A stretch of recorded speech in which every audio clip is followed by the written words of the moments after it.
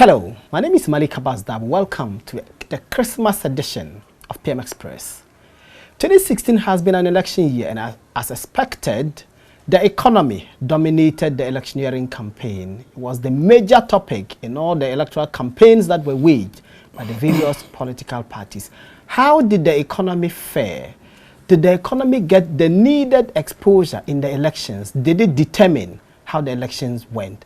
I have someone who has all the answers to these questions. When we come back from the break, I will introduce him and we will settle for this discussion. Keep watching.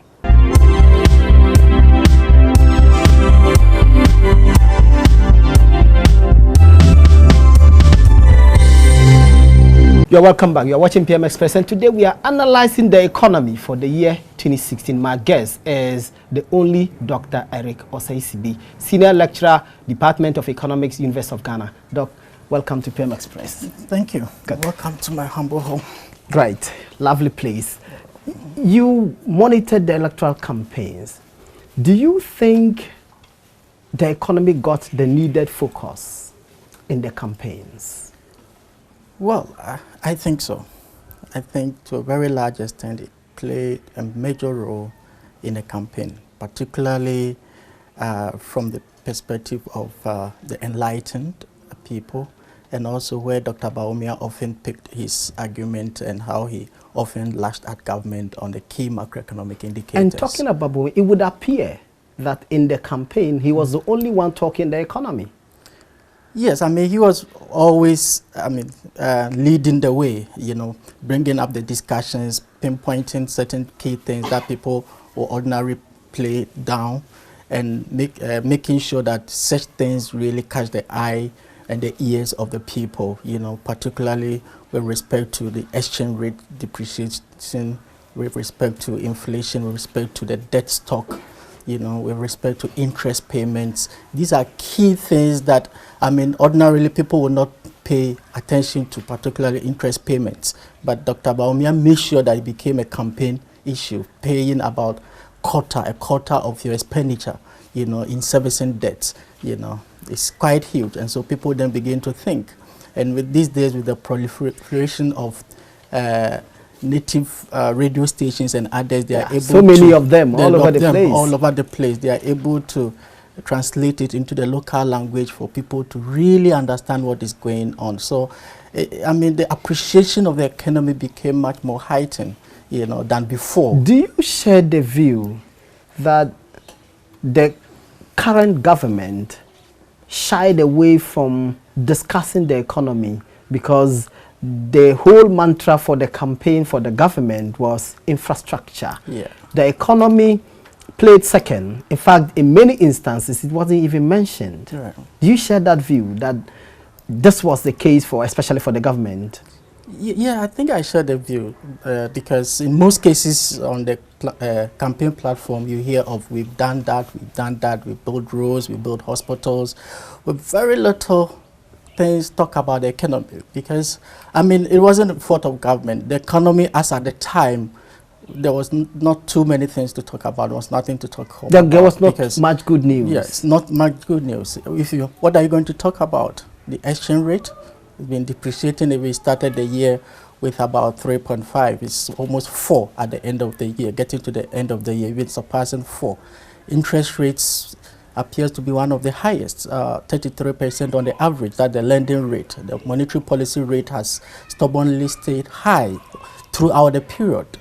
And so there was very little to talk about. 67% of GDP, that is the debt to GDP ratio, yeah, rising, and making the country almost highly distressed risk country. And so really, with the exception of budget deficit, which appeared to have declined in the year, starting the year with about 10.2% and declining to 6%. About 6.9%. Oh, 6.9. 6.9, actually, that is on cash basis.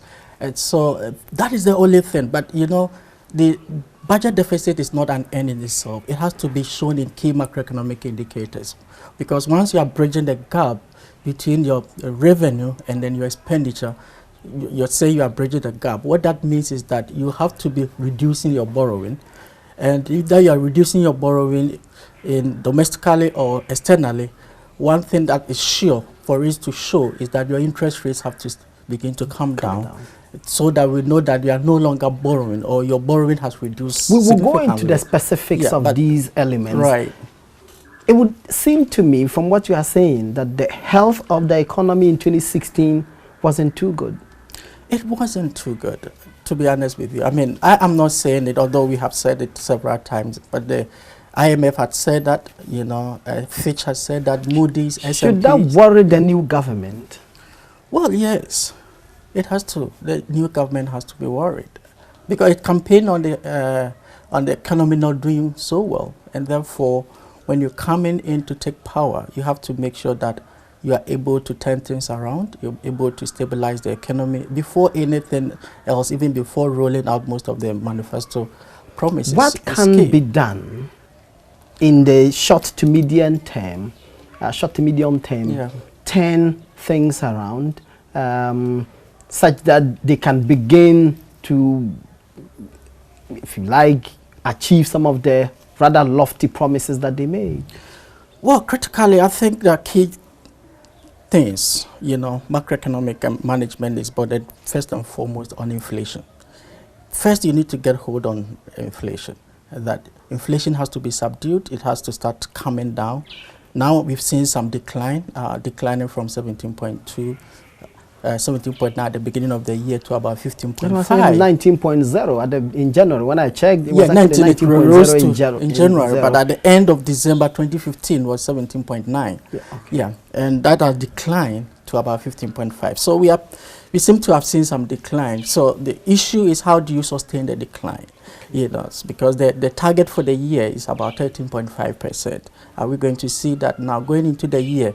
It is projected that by the end of the year, at least we should have a single-digit inflation, or within the band of 10 to 13.5%. Do you think we will achieve that?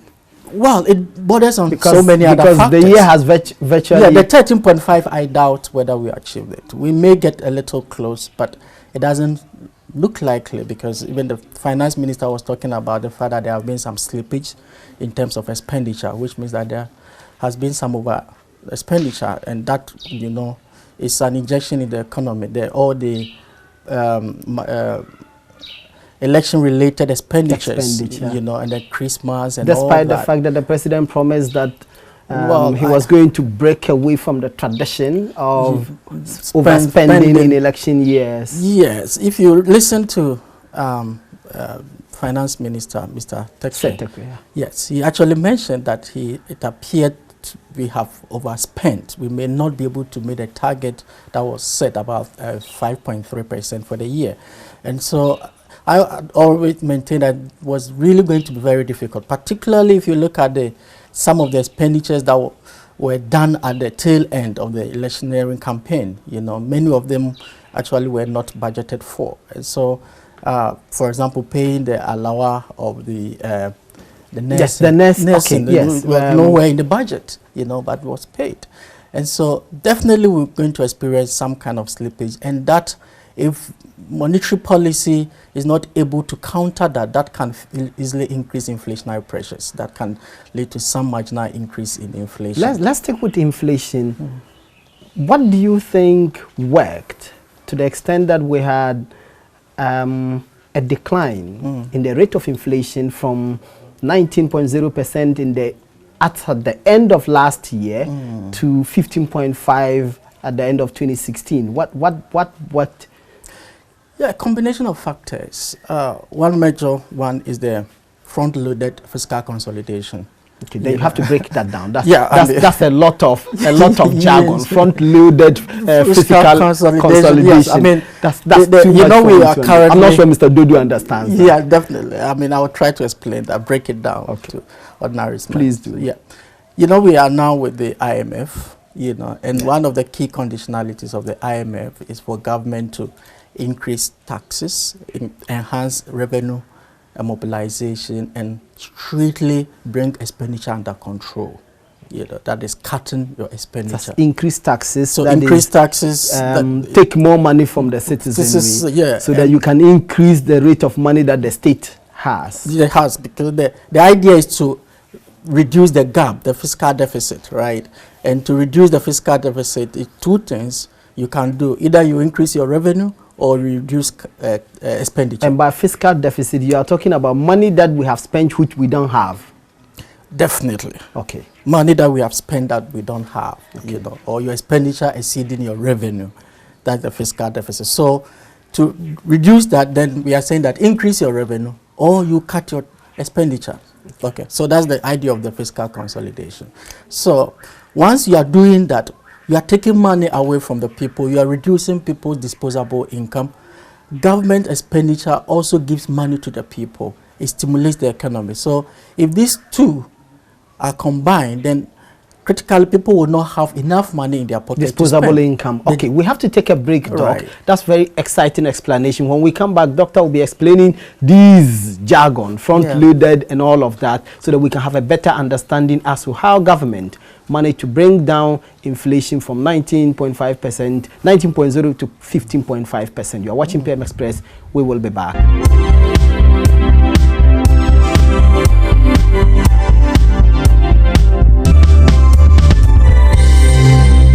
You're welcome back. You're watching PM Express. We are analyzing the economy for the year 2016. My guest is Dr. Eric Osei-Sibi, Senior Lecturer, Department of Economics, University of Ghana.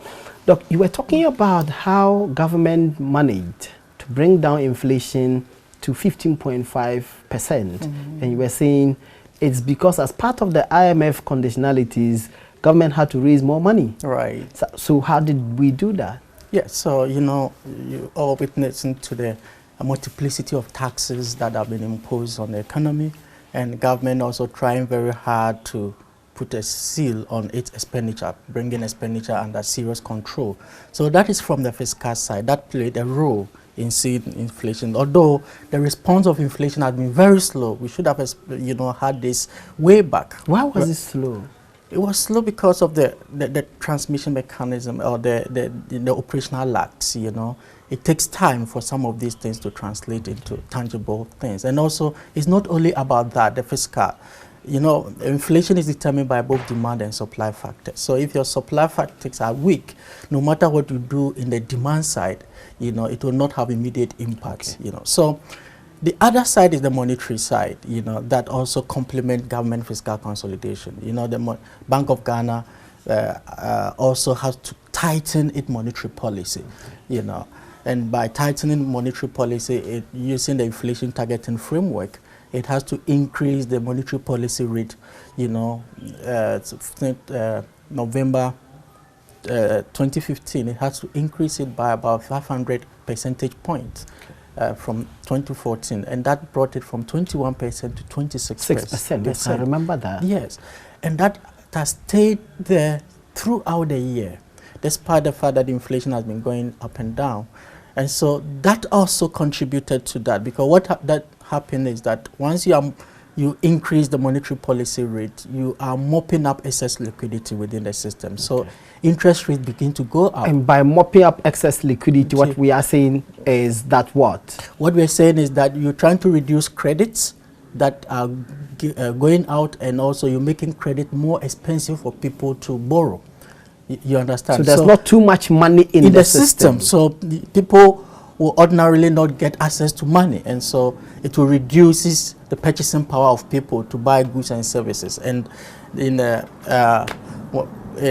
essence, we learned of inflation as more money chasing fewer goods. You know? Okay. So if the money available is less, then inflation will also come down. So that is how it's happening. And then also, if you look at the inflation components, you know, the inflation really started reducing, I think, about October, November, right? That was last year. 2 months. This year, about 2 months ago, that is where we saw some decline. Significant decline.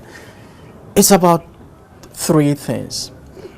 You know, that largely from the supply side, and that is the pass-through of exchange rate. Okay. You know, exchange rate actually witnessed some relative stability. Yes, as a result of, one, the IMF money coming in, two, government borrowing to shore up the currency, the cocoa syndicate loan, all of that came to show up our foreign reserves. So it brought some kind of stability to the currency. And so it reduces the exchange rate depreciation passed through to inflation, all right? And we also exchange rate depreciation, we're talking about the rate at which the currency, the value of the CD was falling compared to the dollar and other foreign exactly. Okay. So that the currency depreciation slowed quite significantly. And also we also witnessed a one-time jump in utility bill. Okay. You know, that actually brought inflation up. It increased the transportation, which is also a key component in the bucket. Because a lot of people are commuting from home commuting, to work. yes. So inflation went up as a result of the utility going up, utility bills going up, and transportation going up, as well as petroleum prices. Yes. On account of the energy sector levy that have been imposed on petroleum products. Yes. And most of these are one-time increase. You know, inflation is supposed to be persistent increase in these components, right? So once these variables are no longer changing, it has remained ever since we had that big jump. Okay. The next period percentage change will be lower. So that explains how come we are having lower inflation. If things change and petroleum prices begin to go up and transportation begin to go up, or government decide to adjust utility bills up, we'll also see inflation going up. In your estimation, apart from these ones, what would you say are those specific things that happened within the year that had a significant impact on the economy? Well, several other factors, but key among them is the electricity disruption. Okay. It played a bigger role in the, particularly from the productive side, the real sector of the economy, because the manufacturing sector, the agricultural sector, even the service sector, many of them were hard hit by this electricity disruption. I mean, we had expected it to, you know, to stable, but it didn't stabilize, and so it kept going and coming, making planning difficult for businesses, delaying investments into the productive sectors of the economy. Would you say this is the reason why, if you look at the growth so far, the figures that we have from the Ghana Statistical Service, the industry has done so poorly. Even though Agric has achieved some recovery, industry has continued to do poorly. Yes, and that's a problem. In fact, combinations of all these factors that I've mentioned is the reason why economic growth has declined so rapidly. This year, the projection is that it's going to be about 3.5%. And that will be the lowest in a long while. Last year, we recorded 3.9. We were expecting it to increase. It didn't happen. It's still on the decline, largely because the productive structures of the economy is weakened. It's so weak. Exports, very low. Export declined last year by about 24% or something. Why was that? Yes. What are but we export what? Food stuff. That's what mainly we export. Do we do more than that? We export, I mean, the commodity products like oil, gold, and cocoa, right? No, those are the three actually make up about 85% of our export earning. So that is huge. Now the reason being that these commodity prices are determined by the international market. And in the year, we saw quite a number of them prices reducing. Oil and gas price reduced, and that of gold also price reduced. On the international market. Yes, but cocoa, what actually was the case was volume of production. Production volume actually reduced significantly. And so cocoa was, if you look at the data, we recorded negative growth. It was one of the key component of agriculture that recorded a negative growth, and so it really affected export. So export volume and export value all reduced, widening the trade gap. Import, what really saved the country was because import reduced, in the process. Import reduced because oil and gas import bill reduced because of the fall in crude oil prices. And that brings me to oil. How much did that affect the economy in terms of oil? Because there are those who argue that we are net importer of oil.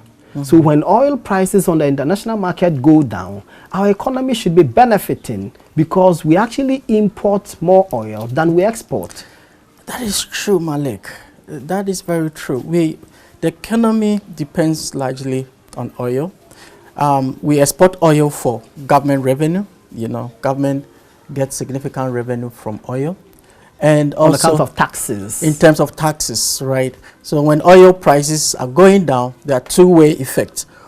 The effect through government revenue is likely to decline.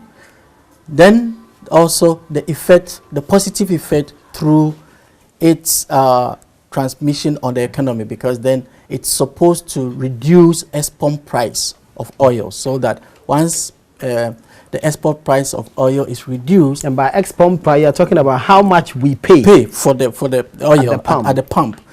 So when that happens, it's likely to reduce inflation, because utilities bill will reduce, transportation will reduce, inflation will reduce. That goes to strengthen the currency, and interest rate and all the others come down. Cascading effect. A cascading effect. But that did not happen. Why? Because when the oil prices were reduced and the government realized that it was actually losing revenue from oil. That's from oil export. From oil export. It then imposed tax on oil. The one we are importing. Yeah, from the one we are importing, the export price. So VAT of about 17.5 was imposed, the energy levies and all the levies to absorb the gains that would have otherwise been the president said it was God sent that the fuel prices on the international market fell. It was God sent. So I've always been saying that what happens, because on the other hand we're praying that it should fall. On the other hand too, we're also praying that it should rise, so that government revenue. So we want to eat our cake and have it. You can't have both. So what happens if oil prices begin to rise, which it has started easing up, it has started rising? If it starts rising, then what's going to happen? It means that we're really going to have very negative impact on the economy, unless, of course, the government reduces the tax on export price. Otherwise, it's going to be worse, because it's likely that it can reach about 67–70% per barrel by the end of the year. And looking at the taxes on the export prices, that really is going to increase the is that something you would recommend, given that government revenues tend to be very tight? Would you recommend that the new government should look at the taxes on petroleum products and maybe review some of them? I know that government has been advised by some economists against such an action. Where do you stand? Well, it's dicey, the government is caught between a hard rock and a hard surface and a hard rock, It's not going to be easy, because government is looking at creating that kind of enabling environment for businesses to thrive, and at the same time it has also outlined a number of projects that will require huge financial outlays before such projects can take place. I think that for indirect taxes as they stand, particularly on the petroleum, it's so easy to collect taxes from there, right? Because it's not really progressive, It's kind of regressive. It's progressive because more rich people actually, buy the petrol. So it's a certain kind of leveler. Yeah, to leveler, to crop subsidize for the poor and all that. So it's easy to slump taxes, but it also has a negative effect. If right now oil prices begin to rise, it will mean that we're going to have full transmission because of deregulation, petroleum regime that we are in, and so that could be counterproductive to whatever economic targets that you've set yourself to achieve. Because once petrol prices begin to rise, immediately it affects everything. It affects transportation, it affects utility bills, and these are the key components of inflation buildup. And can the government talk about deregulation? Because we have seen the current government, ignore the deregulation. That's it? Well, because when, as you pointed out, when the prices went down on the international market, the people didn't enjoy the benefit. Yeah, but for the OMCs, they are still, for them, they are increasing, they are getting what they deserve. It is the people, us, the receiving end. We are actually at the receiving end. We did not get the benefit because the government slammed that from the people. But the deregulation is working. It's just that the food transmission is not coming to the people. The benefit of the food transmission is rather going to the government. So the new government has to weigh the two. I will believe that some of them can go, but it doesn't have to remove all. You know, the energy levy, for now, it will not be a good idea to remove that kind of tax.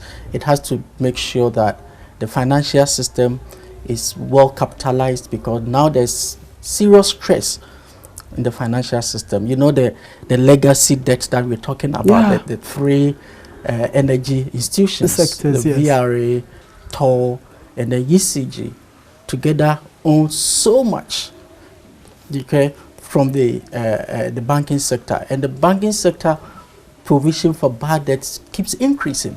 Non-performing loans is today about 20%. You know, so the risk within the banking sector is now in distress. So it will not be a good thing for government to immediately reduce the energy debt. Finance Minister Setekpe told journalists that so far the energy sector levy had, by August this year, had accrued 350 million Ghana cedis. Right. I am sure from August till now we may have, because remember that these taxes were imposed in December last year, December 2015.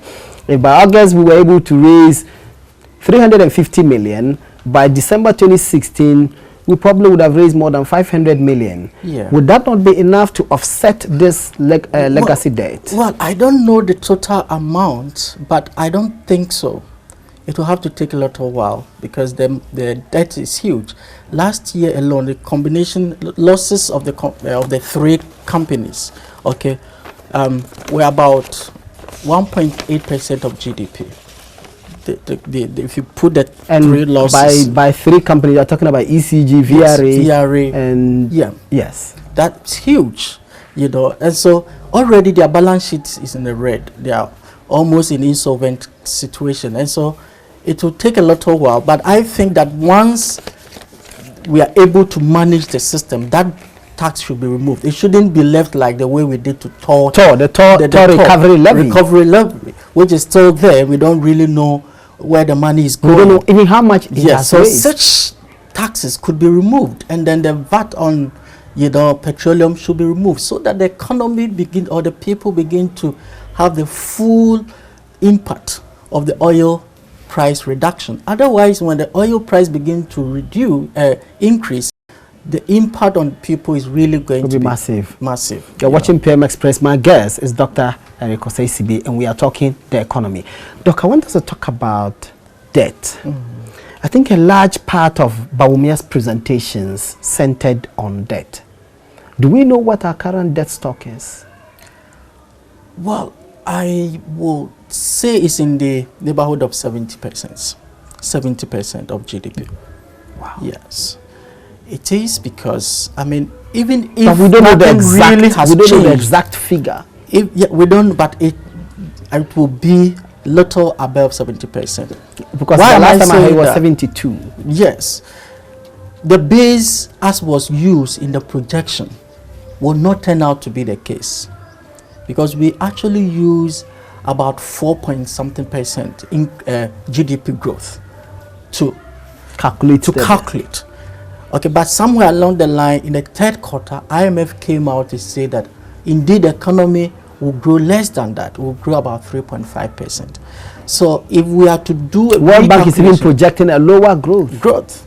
Okay, that means the base, the denominator, is going to shrink, and with the ever increasing debts, government is still borrowing. Government has still gone out there, domestic borrowing, issuing 10-year bonds and all that. Is still in the market borrowing. And so, whereas the base, the denominator is shrinking, the numerator is expanding. You understand? And so that is likely to lead debt to GDP way above 70%. Doc, we have to take a break at this point. When we come back, I'll be asking Doc, Why is it that we don't know how much we owe as a country? You're watching PM Express and we are talking the economy. We will be back.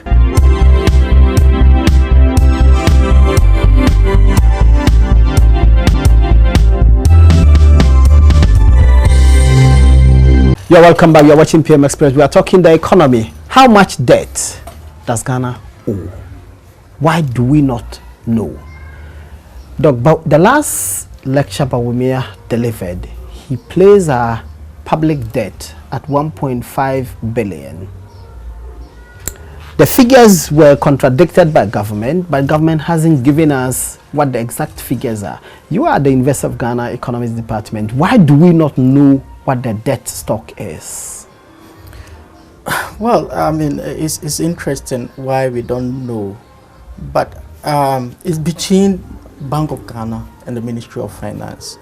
Now, the Bank of Ghana is saying that they will no longer actually come out with the debt stock because previously the governor cases it contradicts with what the finance ministry put out. And sometimes when the IMF comes, it changes the whole thing, you know. And so I think as a country, why is that? Well, why do we not? Why can't we just tell what the figures are? Several reasons. I don't know, but this should have been so easy for government because it's just between these two institutions that often lead the way for government. They act on behalf of the states. Okay, so Ministry of Finance and the Central Bank. But for some reason, sometimes maybe politically, economically, or for some reason, it's not too good to put out information out immediately. And so you try to know people, and sometimes also the reporting system, you know, is quite slow. The reporting system of the ministries, you know. So one sector of the economy or some parastatal might have engaged in some debts that the finance minister or Bank of Ghana may not immediately know, and so all of that come at the end of the period when they try to balance the balance sheet, the equations and all that, then they just get to know. But I think that is one thing that the IMF and several other development partners have been saying, that we really need to work to improve on our reporting system, on our data collection system. And because it doesn't really augur well. You'll be surprised at the end of the year or when maybe first quarter of next year, how many of the indicators that finance minister put out have changed. Would have changed. Yeah, changed. A lot of them would change, largely because we really don't have a foothold on the closely data. Tied to the level of debt is interest payments on loans. Yeah. The last count, we were told this year alone, government would have made 10.5 billion payments as interest payment. How much of this is hurting the economy? Yes. And next year we are actually projecting 15, 16, Let me 17 put that billion. into perspective. You know the DSCF that we pay? District Assembly Common Fund. Yeah. And then the Education Trust Fund. Yes. These are statutory payments, right?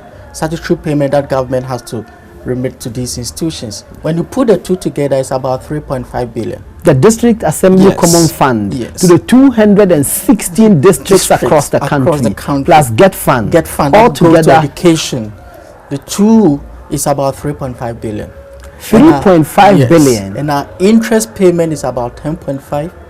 The amount that we spend on expenditure, on capital expenditure, you know, that's the money we use to build roads, schools, just about 12% of the total expenditure, whereas the interest payment is a quarter, about 25%. 5%. So that is how big it is, and this keeps rising. The financing condition is so tightened that one would have expected that government borrowing would reduce when it is not favorable, you know. But those were the time when government was still borrowing more. Well, but the last Euro bond that we took, the 750 million dollars that we took from London, the amount, the interest payment was 9.25, right? Exactly. Which represented a decline, because in December 2015. But let me tell you what, at that time, you know, the market condition at the time was very favorable to Ghana. And I had always maintained that Ghana could have done better. So you think we could have gotten it at a lower rate, or even at much longer tenure? Because it was one of the shortest in recent times, 5 years, and at the rate of 9.25%, when other countries, America was borrowing less than 2%. Yeah, but Doc, compare the two economies. But this is America. Kenya was around 6.5%. Kenya was borrowing at 6.5%, and Ghana was borrowing at 9.25%.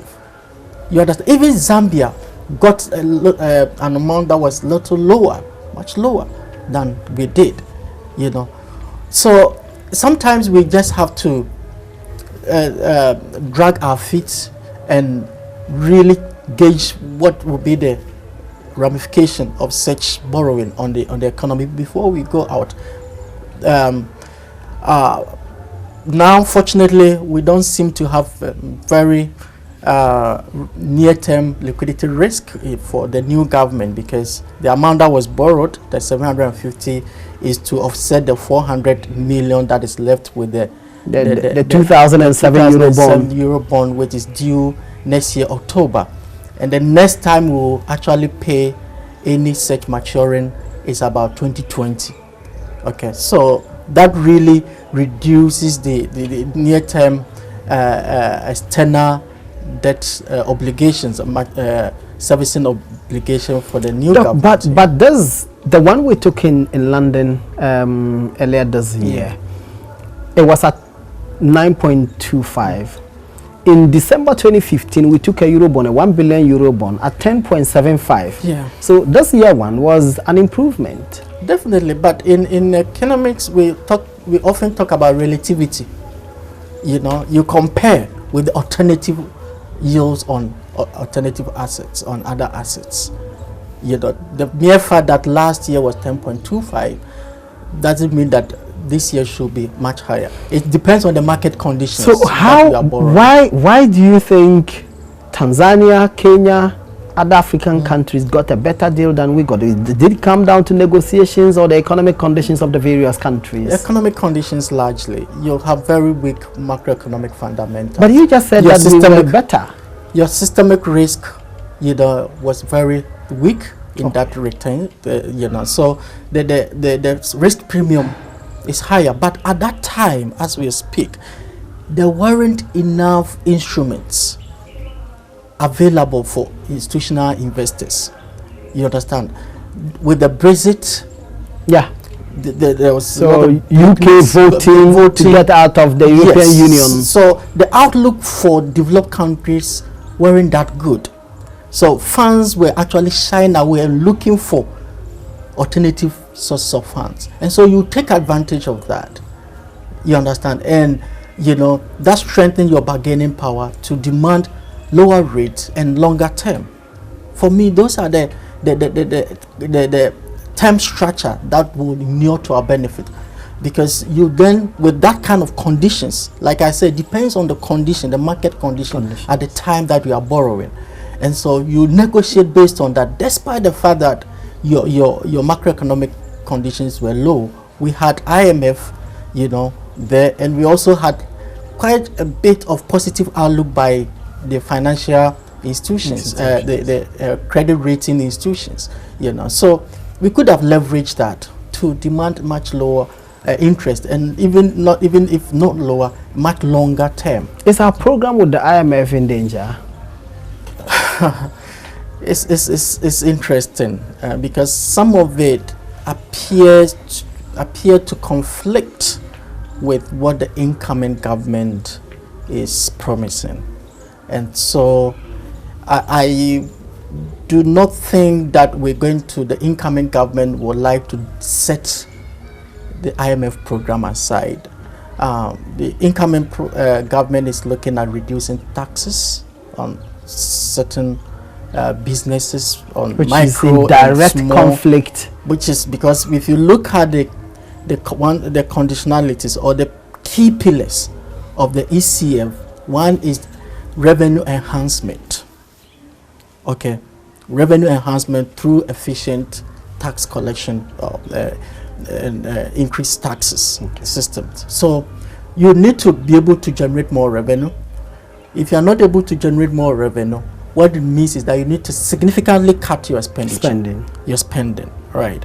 And so now with the new government, the issue is looking to increase expenditure by many of the things that because they want to do one district, one factory, even though they say they will do that through private sector participation. Which I think is a good thing. It's a lofty idea, because there was no way government alone could embark on that kind of project. And it wasn't going 216 factories. And looking at the character of MPP as free enterprise, kind of political ideology, I do not think it want to directly put up a business or an enterprise of government in nature, of public in nature. So the best way is to, of course, have PPP arrangement, making sure that the role of government is limited to facilitating and creating that kind of enabling environment for the private sector to take off. And for me, that is why I think that for that particular project, it may not immediately happen, because you need to put structures in place. You need to make sure you have access to finance. The banking sector is ready to support. The private sector is ready to take up. You have access to land. You have access to skills to manage, because it's a whole industry on its own, and you're going to create industrial clusters in the districts, and most of the districts lack key infrastructure, basic infrastructure. So you have to make sure that all these things are in place. So it's a good plan by any measure that the country have to pursue, but I think that it will take a little bit of time for us implementation to happen. Implementation. But you're talking about banking and the banks willing to support. Interest rates has been one of the biggest challenges. What's your assessment of interest rates for the year 2016? It was stubbornly high. Averagely about 33%. Why is that? On the mainstream. That's the mainstream banking. Why is if you come to the savings and loans and microfinance, was way up there. So that also explains why the productive sectors of the economy remain very weak, and firms and manufacturing sectors, agricultural sectors are all not doing well because they are not having access to credit. Number one reason is government involvement. Government continually borrowing from the domestic market. That explains why. Because until government stop the borrowing, once government stop borrowing, banks' liquidity, excess liquidity begins to go up above the minimum, and they'll be compelled to reduce interest rates. So they will give to private citizens. Private citizens at much cheaper cost, because they have to find avenues. They have to get revenue to service the cost of getting them funds, and that has to be, of course, complemented by the central bank. And I've always said that the central bank appears to be too fixated on inflation. Why is the central bank doing that? Why is the central bank keeping the lending rates and all of that, prime rates? Why is the central bank keeping them high? Well, the policy rates, because of the fact that we are in inflation targeting regime, and for the central bank where it sits, its main mandate is to ensure stable and low prices. Okay, so whatever that it does is geared towards ensuring that kind of objective, inflation targeting. And so from where it sits, anytime it expects or it sees high inflation pressures, it has to increase the policy rate to reduce the pressure, on inflation, so that interest rates go up and it mopped up the excess liquidity. But the central bank in some other regime, it's not all countries that pursue the inflation targeting. There are several countries that do not use inflation targeting. Some even use what we call the multiple goal, combining both employment targets and inflation targets. So their monetary policy regime is to achieving these two targets. So they always take a weighted average. Okay, whenever they see one of them increasing. Going up.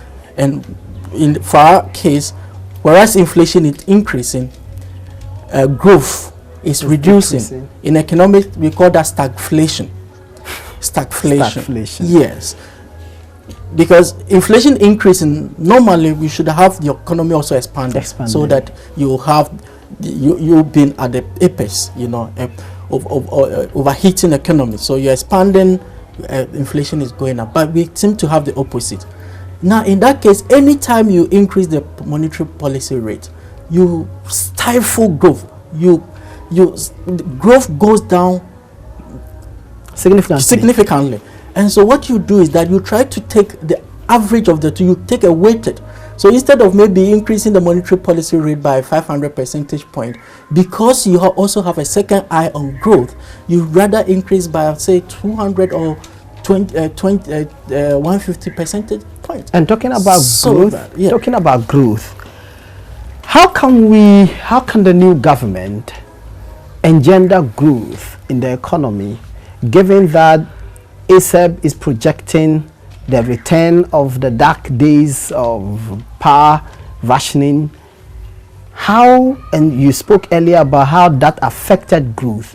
How can the new government engender growth with this bleak projection by ASEP? Well, I'm sure the new government will do something about it, because otherwise there's no way we're going to have that kind of momentum in growth if we're going to experience this energy disruption. And mind you, what really caused the energy disruption was lack of money to import the crude. So you agree with Bawumia when he said I do agree. We have enough installed capacity.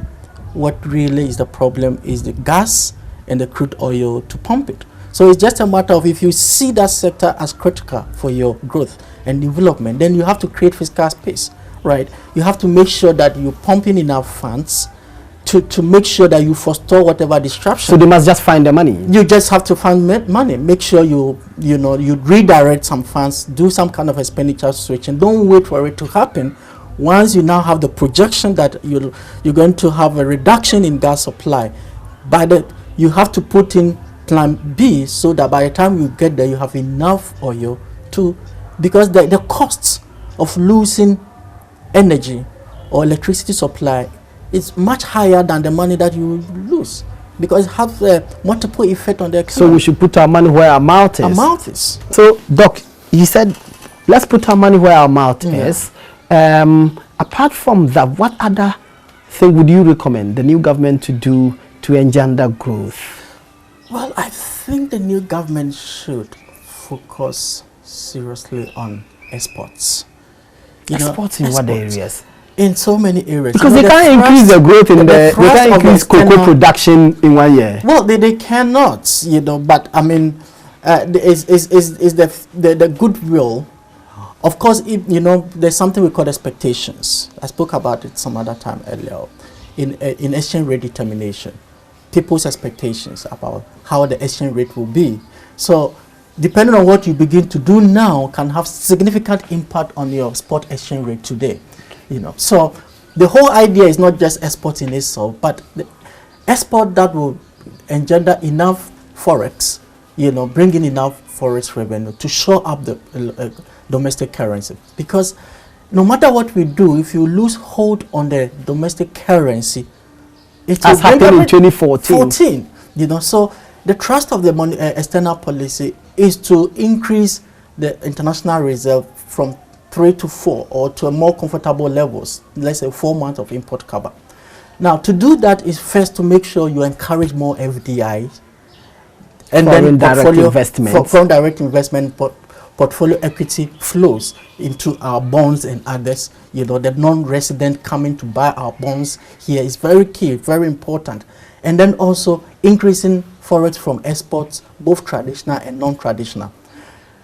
So government position should be more of export-oriented in nature. Fine, we can erect tariff barrier against certain import substitution products, right, that we're going to do. But critically, our focus, and that's what I expect the government to do, the incoming government to do, to be more of export-oriented, make sure that whatever that is going to be produced, even with the one district, one factory, the focus really should be producing for exports, because not for local consumption. Largely, not. Some of it should be retained here, but largely it should be for export. Then one of the key things that often affect this economy is our inability to hold the currency and to have the capacity to withstand external shocks. Precious. That is key. So if we position ourselves in such a way that no matter what happens in the external commodity prices, our economy, it has the capacity to withstand, because we are producing enough, we are earning enough foreign currency at every point in time. We have diversified our export in such a way that one price falling would have very little effect on our export earning. Otherwise, we'll just be laboring in vain. Doc, I'm most grateful. This is PM Express. We are bringing PM Express to you from Doc's rather beautiful, nicely manicured environment in his home. This is an outside broadcast. God willing, we will bring you another exciting discussion on PM Express. Until then, my name is Malik Abbas Dabu.